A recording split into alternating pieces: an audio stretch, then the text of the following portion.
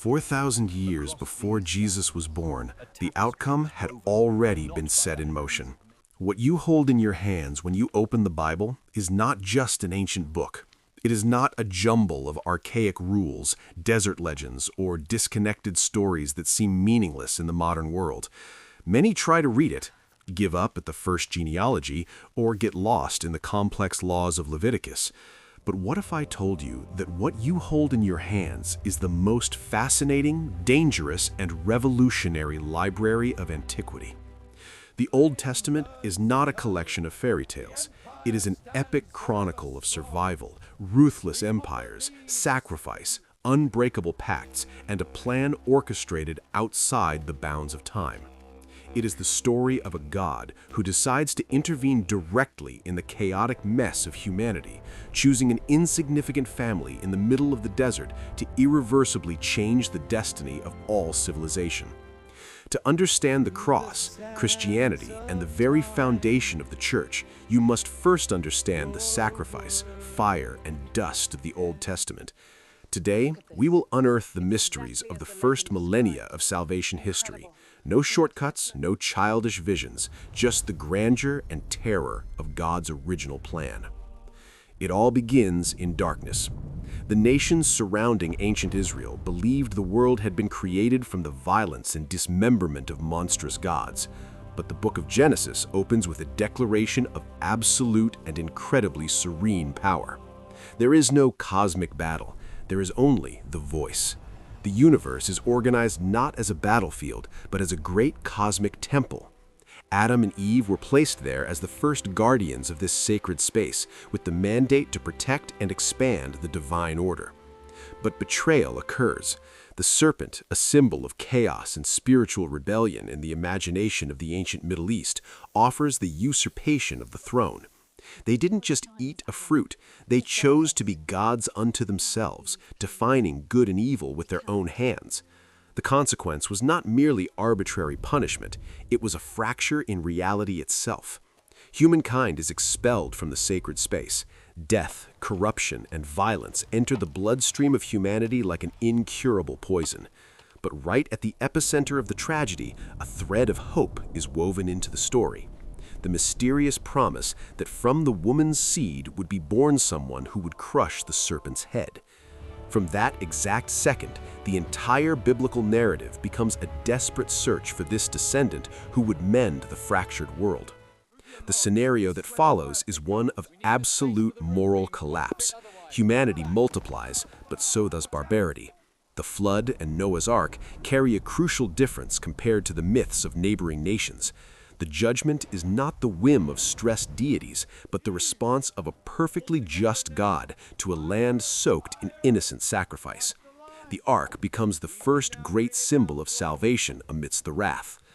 However, even after the restart, the root of evil remained intact in the human heart. In Babel, we see the first great geopolitical attempt to create a global empire without God. The monumental tower was humanity trying to force its way into heaven. God intervenes, confuses languages, and disperses the peoples, fragmenting human power to prevent total self-destruction. Humanity was scattered, immersed in idolatry, sacrificing lives to stone statues and celestial bodies. The original plan seemed to have failed catastrophically. God's response to this global collapse is shockingly silent and specific. He ignores the great pharaohs of Egypt and the majestic kings of Mesopotamia. Instead, he goes to the city of Ur of the Chaldeans and calls an ordinary elderly man named Abram. The proposal is radical. Leave your country, your gods, and your people, and go to the place I will show you. In a world where survival and identity were entirely tied to homeland and tribal gods, abandoning everything was almost cultural suicide. But Abram obeys. God makes a covenant with him, promising that from his lineage a great nation would be born, and that through this nation all the families of the earth would be blessed. Abram becomes Abraham. He and Sarah, barren and advanced in age, have Isaac. The miracle subverts biology itself to prove that the promise depended on God, not man. Isaac fathers Jacob. Jacob, after a terrifying night wrestling with the angel of the Lord, has his name changed to Israel. Jacob had 12 sons, the patriarchs of the 12 original tribes. Fleeing a devastating famine, the Hebrew family found refuge in Egypt.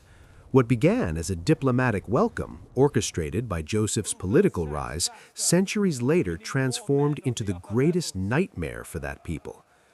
Time waits for no one. The small family has grown into a vast population, but now crushed like slaves.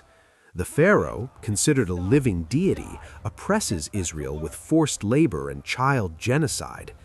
It is in the midst of this 4-century cry of despair that God raises up an utterly improbable liberator, Moses, a Hebrew raised in the Egyptian palace, exiled to the desert as a fugitive murderer.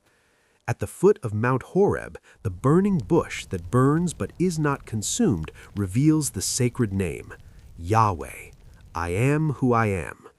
The Creator descends to confront the most powerful empire on earth. The 10 plagues are not random magic. They are a surgical theological attack and a systematic humiliation against the entire Egyptian pantheon. The God of Israel wounds the gods of the Nile, annihilates the gods of the harvests, obscures the sun god. On the terrible night of Passover, the blood of the pure lamb stained on the doorposts saves the firstborn of Israel. A chilling prefiguration of the ultimate sacrifice that would come millennia later. The Red Sea parts, the Egyptian war machine is drowned, and Israel marches into the desert, free from its chains. But physical freedom was only the prologue. Getting Egypt out of Israel's heart would take a lifetime. In the desert, beneath Mount Sinai, shrouded in thunder, smoke, and fire, God forges a nation. The giving of the 10 Commandments is not the cold imposition of a celestial dictator. It is the sacred terms of a covenant treaty, a marriage between God and his redeemed people. The law teaches Israel to be radically different in a world consumed by barbarity. But God knew that human nature would fail. Therefore, he instituted the Tabernacle, a portable temple, and the priesthood of Aaron. At the very center of this sacred complex, behind veils that no one could penetrate, rested the most sacred and lethal object of antiquity, the Ark of the Covenant. The system of animal sacrifices was instituted not because God has an irrational thirst for blood, but to engrave on the human soul the absurd gravity of sin. It was an extremely serious liturgical spectacle that educated and prepared humanity for the one and only ultimate sacrifice that could truly cleanse the human conscience once and for all. After 40 years of purification in the desert, a new generation led by Joshua crosses the Jordan River. The walls of Jericho fall, and Israel settles in the land promised to Abraham. But prosperity softens the spirit. We enter the era of the Judges, a chaotic period of absolute moral anarchy. The echoing refrain is chilling. In those days, there was no king in Israel, and everyone did what was right in their own eyes. An endless cycle of idolatry, oppression, despair, and flawed liberators like Gideon and Samson. Internal corruption was stronger than external enemies. They needed a king. The first monarch, Saul, tragically fails because of his arrogance. It is then that God goes to the pastures and chooses a young shepherd from the tribe of Judah, David. He was not a flawless hero. He committed grave sins, including conspiracy and adultery. But he possessed a rare characteristic, a broken heart and a profound understanding of true repentance. David unified the fragmented tribes, conquered the impenetrable fortress of Jerusalem, and transformed it into the definitive capital of the Hebrew world. God makes an eternal covenant with him. One of his direct descendants would be the final anointed one, the eternal king, the awaited Messiah. The apogee arrives with Solomon. He builds the first temple, the most sacred structure in all of the ancient Middle East. When the construction is finished, the glory of the Lord descends in the form of a cloud in such a way that the priests cannot stand. Eden seemed to have been restored. But glory built by human hands always cracks. Solomon, intoxicated by power and political alliances, brings idolatry within the walls of Jerusalem. After his death, the empire splits in two in civil war. The northern kingdom sinks into a spiritual abyss. The southern kingdom oscillates between righteous kings and wicked monarchs. It is in this scenario of moral decay that the most intense figures of the Old Testament emerge: the prophets, Elijah, Isaiah, Jeremiah, Ezekiel. They were not isolated soothsayers, they were public defenders of the divine covenant, political dissidents who pointed the finger at corrupt power. They were hunted, imprisoned, thrown into cisterns, and killed for their words. Isaiah prophesied with surgical precision about a suffering servant, someone who would not come with a sword, but who would be crushed and wounded by our own transgressions. The warnings were mocked. The clock of divine patience finally ran out. Assyria wiped the northern kingdom off the map. Then the ultimate nightmare. Nebuchadnezzar besieged Jerusalem. The insurmountable walls fell. Solomon's temple was looted, burned, and reduced to rubble. The Ark of the Covenant mysteriously disappeared from the records of history. The people were chained and dragged into exile in Babylon. Sitting by the banks of foreign rivers, the Jewish people wept bitterly with their harps hanging from the trees. No sacrifices, no temple, no land. It seemed the irreversible end of the covenant. But amidst the ashes, Jeremiah had left an unwavering promise. The exile would last exactly 70 years. The captivity was a purification, not annihilation. The wheel of history turns, and empires fall. Babylon is crushed by the Persians. King Cyrus issues a decree allowing the Jews to return to their land.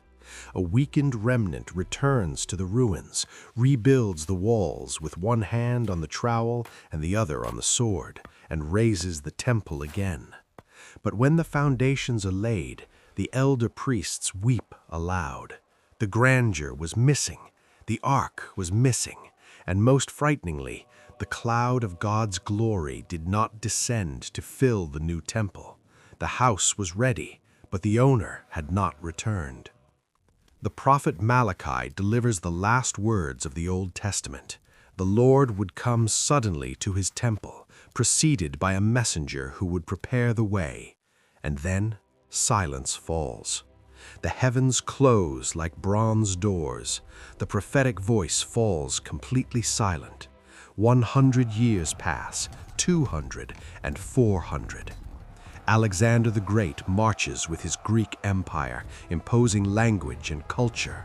Then the roar of the Iron Legions is heard. Rome arrives. Israel loses its sovereignty and becomes a dusty, oppressed province. Herod, a tyrant sponsored by Rome, sits on the throne of Jerusalem. The people cried out to heaven, but the sky seemed empty for 400 years. But men did not know that history was being orchestrated in the shadows. Rome was not merely building roads for its armies, it was paving the perfect pathways along which the greatest message in human history would flow freely. Alexander's Greek was not just cultural oppression, it would be the universal language that would allow the whole world to understand the letters of a future apostle named Paul. The silence of 400 years was not abandonment. It was the tense silence of a theater holding its breath, with the lights dimmed just before the heavy curtains opened for the main act. A young Jewish virgin in a village forgotten by Roman maps called Nazareth was about to receive a celestial visit that would tear eternity and human history apart. What happens when the author of the story himself decides to come down and enter inside his own book? The silence is about to break, and nothing will ever be the same. If this story resonates with you, share it with someone who needs to hear it, and subscribe to Sacred Routes so you don't miss what's coming next.